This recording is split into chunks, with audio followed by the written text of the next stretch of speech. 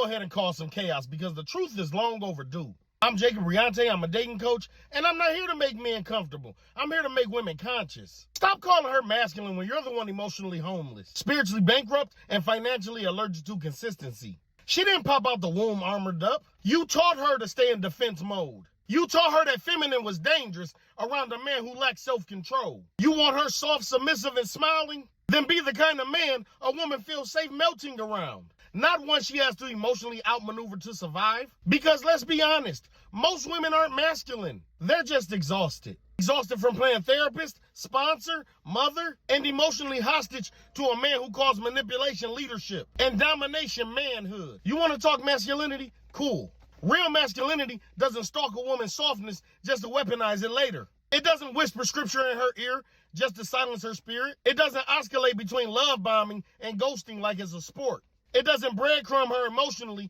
while feasting off her loyalty. That's not leadership. That's psychological warfare. You don't protect her. You perform for the public while praying in private. You create the chaos and then play the calm. You set the house on fire, then ask why she's screaming. You provoke the reaction and then blame her for the explosion. Classic narcissist, classic abuser, classic coward. You think being a man is about being obeyed? But real masculinity, it doesn't need to bark orders. It earns trust through consistency. It builds. It shields. It holds down the house without trying to own the woman in it. If she's too strong, maybe it's because you let her drown to protect your ego from being outshined. You want a queen, but you move like a court jester. You want loyalty, but you operate in secrecy. You demand respect, but you don't even respect your own reflection. Let me be clear. A woman doesn't naturally harden. She hardens because you gave her a battlefield, not a home. She doesn't go cold. She goes numb after being gaslit one too many times. So the next time you label her aggressive, loud, bitter, or masculine, ask yourself, did I create an environment she had to survive in? Or did I ever offer her enough peace to finally put the sword down? Ladies, listen up.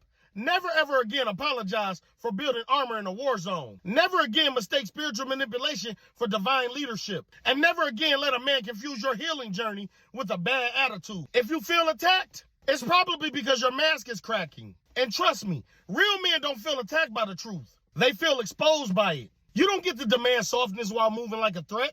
You don't get to ask for submission when you haven't even offered stability. You don't get to critique her armor when you're the reason she wears it. A woman at war is usually the result of a man who swore to protect her, but only taught her how to defend herself. So fellas, if she seems hard, check your hands. Were they building or breaking her? And ladies, if he can't provide peace, safety, and soul level security, let him go argue with the next woman who still believes in his potential. And remember, ladies, accept nothing less than queen treatment.